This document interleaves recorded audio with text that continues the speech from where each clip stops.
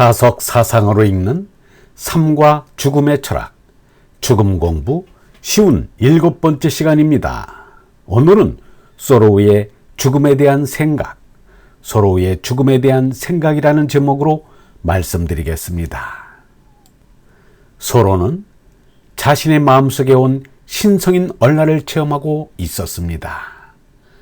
자신 안에 있는 신성을 보고자 누구에게도 가까이 가지 않는 사람만이 진실로 혼자일 수 있다. 사람은 자신의 죽음을 만나기 전까지는 다른 사람의 죽음을 통해 죽음과 마주하게 됩니다. 서로에게 가장 가까이 다가온 죽음은 늘 쌍둥이처럼 함께하던 2살 위 형 존의 죽음이었습니다. 존은 면도를 하다가 손에 상처를 입었는데 그 상처가 덧나 파상풍으로 급사하였습니다.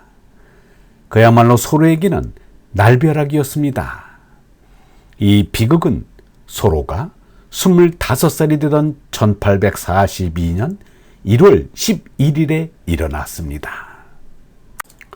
때로 가까운 이의 죽음은 자신의 죽음 이상으로 깊고 커다란 상처를 남깁니다. 동시에 정신은 한 뼘 더 자라게 됩니다. 그것이 그 죽음을 헛되이 하지 않는 길이기도 합니다. 존이 죽은 지 12년이 지나서 한 벗이 우연히 존의 죽음을 이야기하자 소로는 갑자기 낯빛이 하얗게 질리면서 거의 실신 직전에 이르렀습니다. 그러나 존의 죽음을 떠올리는 말은 일기에 없습니다. 다만 슬픔을 이야기한 대목은 있습니다. 연민을 가장 중요하게 여겨라. 슬픔을 숨막히게 하지 말라. 슬픔을 소중히 간직하고 돌보아주어 슬픔 그 자체가 절대적으로 중요한 것이 되도록 하라.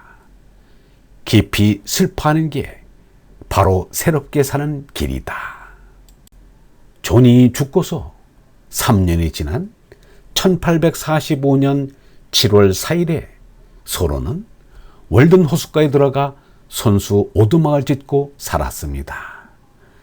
그 시기에 형 존을 대신해 소로보다 14살 위인 에모슨이 나타났습니다. 소로는 에모슨을 형으로 스승으로 쫓았습니다. 그리하여 정신뿐 아니라 겉모습까지 에모슨을 닮아갔습니다. 월든 호숫가에서 산 것은 2년하고도 2달이었지만 여기서 소로의 대표작 월든 습속의 생활이 장작되었습니다. 사람들은 이 일을 두고 소로가 월든 호숫가에 들어갈 때는 학생이었는데 나올 때는 선생이 되었다고 말합니다. 1849년에는 누나 헬린이 폐기력으로 세상을 떠났습니다.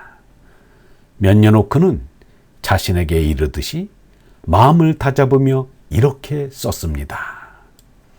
만일 당신이 작가라면 주어진 시간이 얼마 남지 않았다는 각오로 글을 써야 한다. 남은 시간은 얼마 되지 않는다. 당신이 영혼에 맡겨진 순간순간을 잘 활용하라. 영감의 잔을 최후의 한 방울까지 비워라. 너무 지나치게 영감의 잔을 비우는 것은 아닐까 하여 두려워할 필요가 없다. 그렇게 하지 않으면 세월이 흐른 뒤 뉘우치게 될 것이다.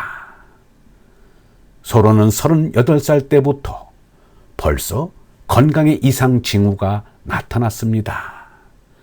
주위 사람들은 이런 소로를 걱정했지만 소로 자신은 오히려 태연하게 일상생활을 해 나갔습니다. 에머슨이 소로의 건강을 두고 이런 말을 했습니다. 그의 타고난 체력은 몹시 부실했다. 나는 어깨가 그렇게 기운 사람을 보지 못했다. 가슴이 그렇게 좁은 이도 거의 본 적이 없다. 그렇지만 그는 자신의 체력을 그토록 튼튼하게 단련해냈다. 선천적으로 허약하게 태어났으나 육체적인 노동과 산책 등으로 몸이 강인해졌다는 말일 것입니다.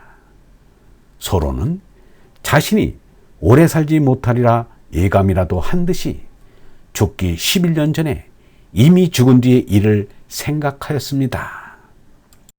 우리의 생각은 늘 죽은 이들과 함께한다. 죽은 뒤에도 잊히지 않는 그런 사람들이 있다. 우리는 그들의 하늘로 올라간다. 아니, 그들이 우리 세계로 내려온다. 반대로 어떤 이들은 죽고 나면 영영 잊히고 만다. 형제 자매라 하더라도 영영 기억에서 멀어지고 마는 것이다. 아예 우리를 떠나 영영 잊히는 이들도 있다.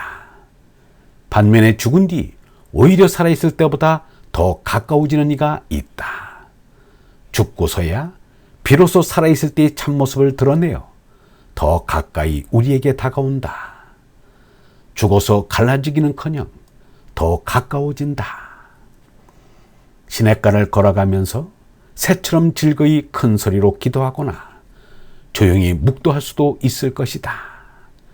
기쁘게 땅과 포옹하고 즐겁게 땅에 묻힐 것이다. 비록 사랑한다는 말을 나누진 못했지만 나는 나의 사랑을 아는 내가 사랑한 사람들을 땅속에 누워 추억할 것이다. 죽음 너머를 그리워하는 얼번 여러분, 죽음 너머에 계시는 하느님이 그립습니다.